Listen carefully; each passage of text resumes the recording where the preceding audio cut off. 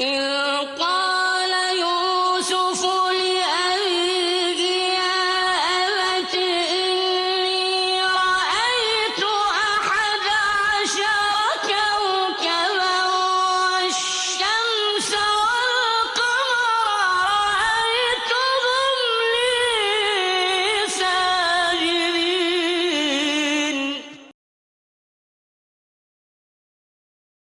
In the name of God, and prayers and peace be upon the messenger of God. When Joseph presented the interpretation of the king's vision with an integrated strategic plan to manage the economic file until the famine ends, the king sensed the genius of Joseph, peace be upon him, as Egypt had been spared an imminent catastrophe through God's kindness and his efforts when he worked by the law of causality. In the following verse, the king said, "Bring him to me." And when the envoy came to him, he said, "Go back to your master and ask him about the intentions of the women who cut their hands. My lord is well aware of their schemes." It is said that the messenger who came to Joseph in the prison was the cupbearer himself, or it may be one of the staff running the prison. Imagine Joseph's patience, the perfection of his opinion, his wisdom, and his insight. Imagine a person in prison and the king sends for him and brings him out. There is no doubt that he will be happy and rush to get out. But Joseph hesitated and sent the messenger back to the king to ask him about the women who had their hands cut. Some bad rumors affected the reputation of Joseph, peace be upon him, and some people took a distorted image of him because of the plots of women and the ruler's wife.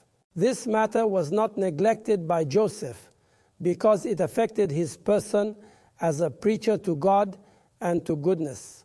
Therefore, he wanted to prove his innocence publicly before he becomes involved in the administration alongside the king and begins implementing his plan to save Egypt.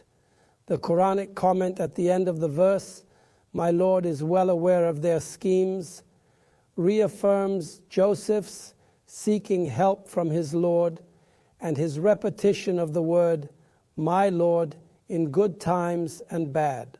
Joseph seeks help from God's vast knowledge surrounding the past, the present, the apparent, the hidden, and everything. God is aware of these women's motives and their secrets. So Joseph, peace be upon him, refused to leave prison until the charges against him were investigated again and his innocence was publicly proven. This increased his credit with the king, who felt that he was an unusual person when he insisted on not leaving prison until he completed what remained incomplete, and the truth from falsehood in what happened to him with the women and the ruler's wife became clear. In the following verse, he said, "What was the matter with you, women, when you tried to seduce Joseph?" They said, "Allah forbid, we know nothing indecent about him." Then the governor's wife said, "Now the truth is out.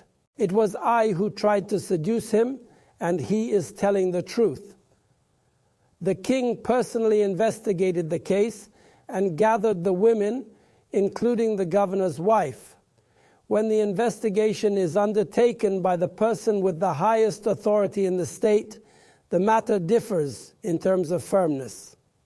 Based on his certainty of the Joseph's innocence, the king directed the question and accusation to the women and said, "What was your purpose when you seduced Joseph?"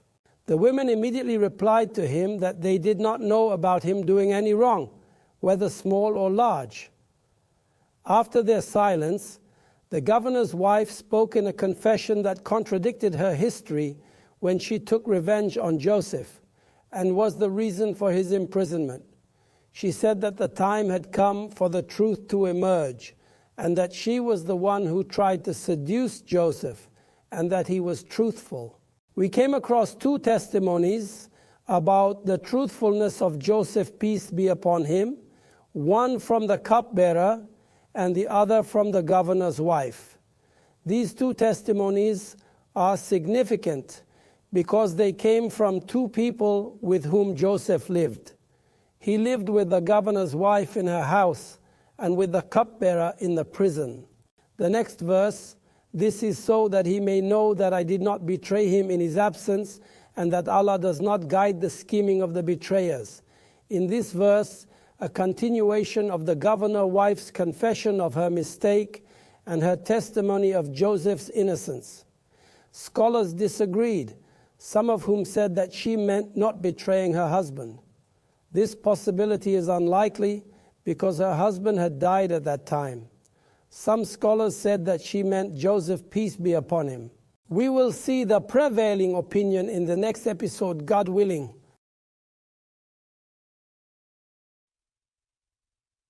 إذ